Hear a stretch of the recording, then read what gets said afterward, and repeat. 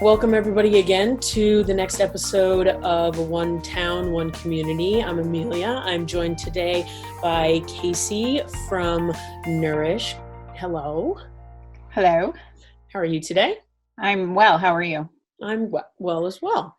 So just let's dig right in. Let me tell me about your business. So the name of my business is Nourish, and it's a baking company that focuses on clean, whole ingredient products. And how long have you been involved with it? Nourish became a business in December of 2019. So relatively recent then. Yes. And is it just you right now? Just me. You. Yeah. All right. And how did you start it? What made you start your business? Well, I have a passion for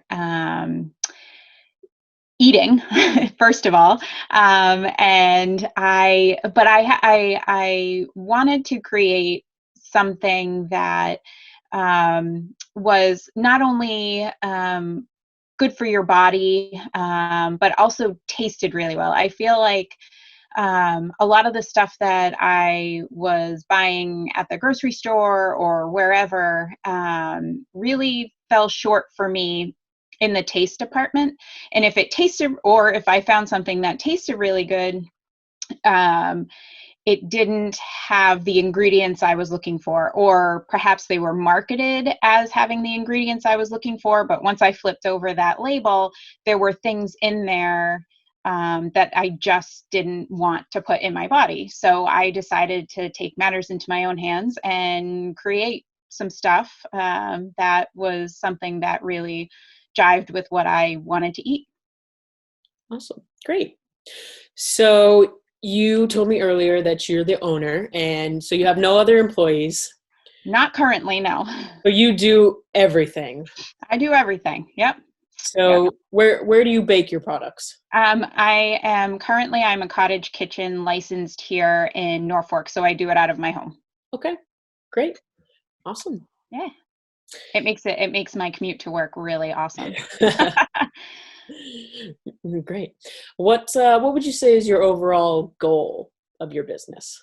My overall goal is to provide, the key phrase I tend to use are indulgent products. So products that we all really want to eat, something sweet or, something that would normally be like heavily carb based, like a bagel, things like that. I want to provide for people, but have them be, have that thing be fuel for the body instead of working against your body or making you feel like really tired and sluggish. And that's the overall goal. Great. Yeah.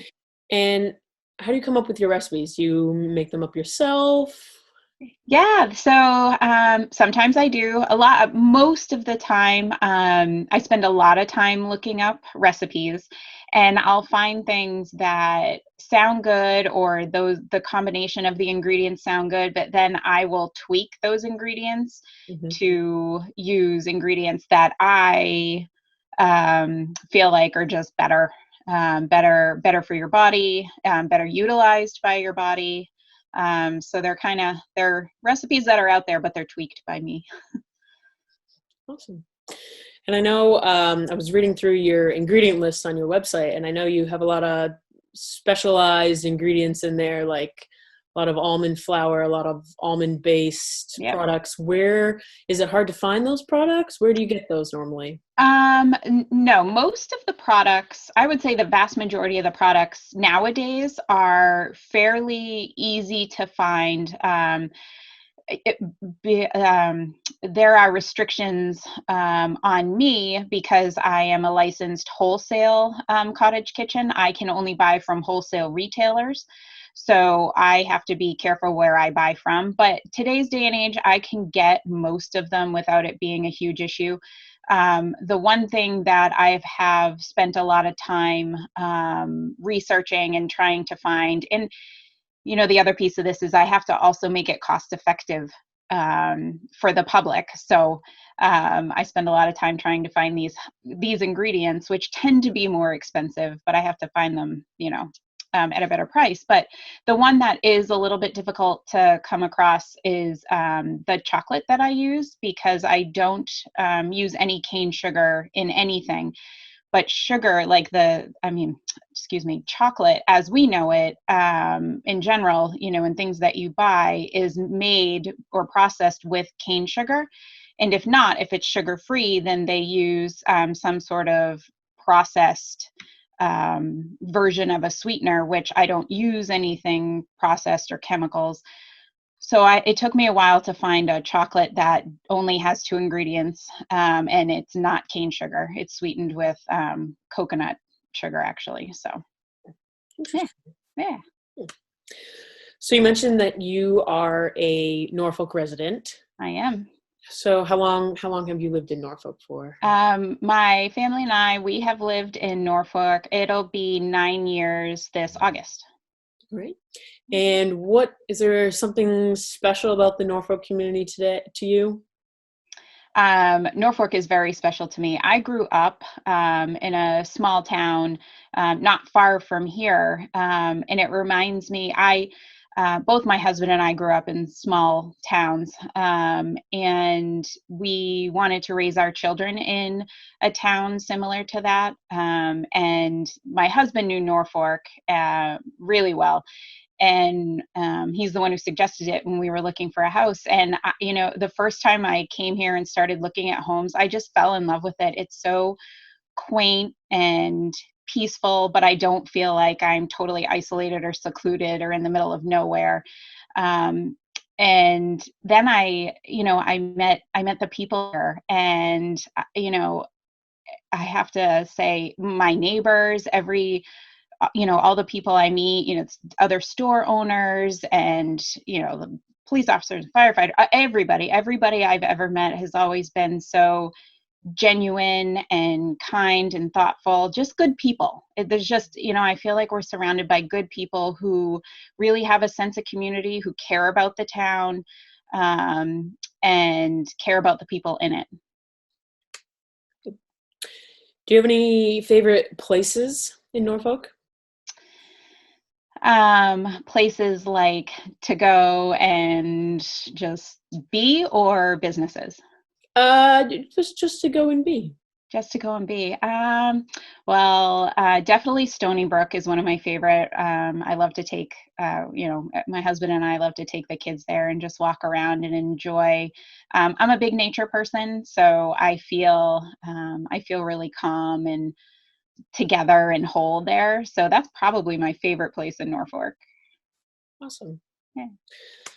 So what about your products? I know you have a list of products on your website. How do you come up with those? You just, whatever you think will work, whatever you think will sell? Yeah, so there's a lot of taste testing that goes on here, and I have to thank a lot of my friends and neighbors who do a lot of taste testing for me. And then I just, like I said, I spend a lot of time looking up recipes, then I tweak them and I try them. I have my family try them, but then I always need like impartial people. So I'll give it out to people I know and see what they come back with. And I love the feedback that I get. And I have to say, there have been many a product that I either didn't put out there because it didn't get the best reviews, or I've had to tweak things because I might like one thing, but if most of the people don't, then I have to change it or get rid of it. All right. And are you always working on adding more products? I am. I have a lot. Well, like we said earlier, I am the sole employee of Nourish currently, but I am always working on new products and looking to expand. I just have to also balance that and be careful with not having too much. Like I always want to keep up with the demand from my customers. So, but I'm always looking for stuff. Yeah. And sometimes I like to rotate stuff. I might change the menu a little bit just to keep it, and it's an easier way for me not to get overwhelmed, but to put other products out there. Mm-hmm. And how do you handle your deliveries? Do you bake items as orders come in? How do you handle that whole process? I do bake orders as they come in. A lot of pretty much all my products don't have the shelf life that a lot of store-bought products do, because I don't use any preservatives and everything that I do use is fresh. Um, that being said, I do have a few products that can be frozen. They freeze really well. But everything else, for the most part, is made to order. Um, yeah, and if I don't have a lot of orders going on and I feel like baking that day, I'll make something that has a longer shelf life, and then I'll put it out, on social media and say, "Hey, yeah, I have it ready immediately." Yeah. And how does your delivery work? Deliveries. So currently, I also do all the deliveries, Mhm. and um, in especially based on the social. Based on the pandemic that we have going on now, I've waived all the delivery fees. In general, there's a grid to what the delivery fees and times and all of that looks like, but currently it's all of that has kind of gone out the window. So I'm trying to make it easier for people to get the product. I'll leave it right on your doorstep. Awesome. Yeah. And what about kids? Do you find that kids like your products? Yeah, so there's definitely, so I have two children, and they're the first two that I go to because which is so mind boggling to me, because I and my husband and I eat the way we do, but they literally are the two pickiest eaters on the planet. So I know that if they like it, pretty much every other child is going to like it for the most part. But yeah, there are definitely specific things that are go-to for the kids. When I first had the idea for this business, my first thought was, because I have two kids and I care about what they eat, I wanted to really market myself or the business, or the products to um, parents who were really looking for better or alternatives that were healthier for their children. So I really try to keep that in mind with everything that I create. Do you find there is enough demand for your products? I do. I'm pleasantly surprised at the response that I've gotten from people right off the bat. And of course, at first it was people that either friends or family or just people that I know. But that has really steamrolled to this whole group of people, even outside of the state, which I currently am as a cottage kitchen. You can't do anything outside of Massachusetts, but Mhm. I've had requests from all over the place. And it's really so flattering. Awesome. Great. Well, Yeah, yeah. congratulations. Thank you. Thanks. So how do you handle those the orders from further away, from other parts in Massachusetts that are Yeah, so I'd have to say the ones that are in Massachusetts that are, I've had a handful of requests for people out in Western Mass, and a few times I've made a trek out there, not super far out west, but if I could get enough orders to make it economical for me to drive out there and I could deliver it all in one fell swoop, that I have, that would be awesome, and I have no problem doing that. I just have to get enough for it to make sense from a business standpoint. right. But as I expand, I hope to, have other delivery people who could do like maybe, twice a month or something out further away. Right. Great. Um, so how has the current COVID-19 crisis affected your business? So at first, it really, my orders, the business in general came to a screeching halt. Um, it, um, it really, yeah, it was kind of a real bummer in the beginning. Um, and I have really tried to let everybody, because myself included, our worlds got flipped upside down, and, we all have to adjust to this hand that we were just dealt. So, I think now that people are getting more used to this new way of life, they're sort of starting to come back around. I've actually had a lot of orders from people that have never ordered from me before, and I think um, they're very much enjoying the fact that I will deliver to the doorstep, and it's totally within the rules of social distancing and everything. So I think people really appreciate that, and I appreciate that they appreciate that. So yeah, I'm working with it. I mentioned I'm also licensed to do wholesale, and I have a few other businesses that were going to start ordering from me wholesale, which was going to be great. And then they had to close their doors. So I just sort of have to wait that piece of it out. It'll, it'll all come back eventually. Yeah. Great. So I know you said when you deliver, you will do the delivery to the doorstep without any social contact. Are you doing anything else to try and help or support the community during this time? So as I mentioned, I'm waiving all the delivery fees, so people don't have to worry about that. I also am putting together some packages for of my products, and